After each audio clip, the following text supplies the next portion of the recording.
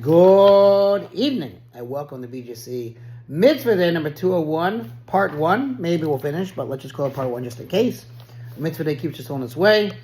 The prohibition to reveal the ervah of one's daughter-in-law, meaning again cohabit with the daughter-in-law, which of course is a violation. And this mitzvah is found in the third book, Vayikra Parshas Achrei Mos. Here we go. Says the verse, the ervah of your daughter-in-law you shall not reveal. She is your son's wife. You shall not reveal her ervah. This mitzvah discusses the third of the 4 women who are considered arayos, not because they are one's close blood relatives, but because they are married or were once married to one's close blood relatives. We are commanded not to cohabit with one's son's wife. This applies even if she is his wife only through erusin. Again, that's the first stage of marriage. And certainly if she's his wife through nisuin, second stage.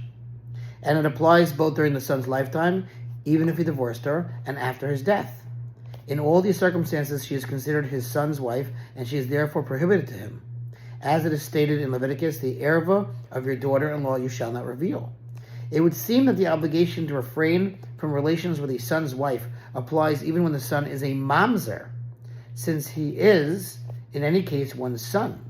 Again, a mamzer is someone who is born from a prohibited relationship. So let's say someone unfortunately committed adultery, had a son, so that son will be an example of a mamzer. Okay?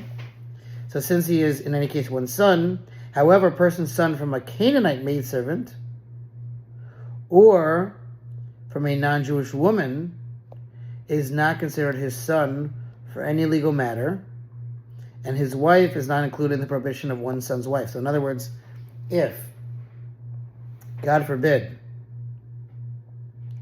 a person had a son through a non-Jewish woman, so that person's son is not really considered his son.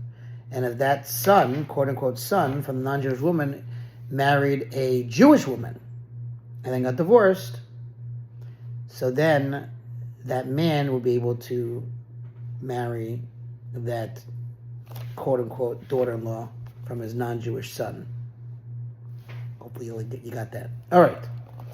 We have already written the underlying purposes or purpose of the prohibition of all the ervahs in Mitzvah 190. All right. I guess we'll stop here. To be continued tomorrow. Thanks for listening to Response Future Mitzvah 36-100 for the Gold. Have a wonderful night.